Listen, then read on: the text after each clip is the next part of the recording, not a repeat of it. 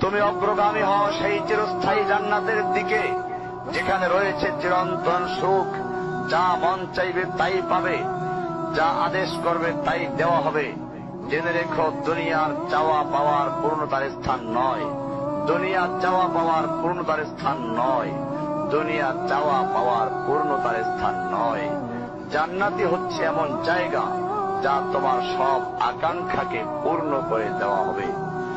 চির কিশোর সেবকগণ, চির যৌবনা সঙ্গিনীগণ, ফল মূল, গোশত, দুধের মধুর শরাবের নহর, উত্তম বাসস্থান ও বিছানা, চির আরাম, চির যৌবন, চির সুখ, অসংখ্য নেয়ামতের মাঝে সবচেয়ে বড় নেয়ামত হবে তুমি আল্লাহকে দেখবে।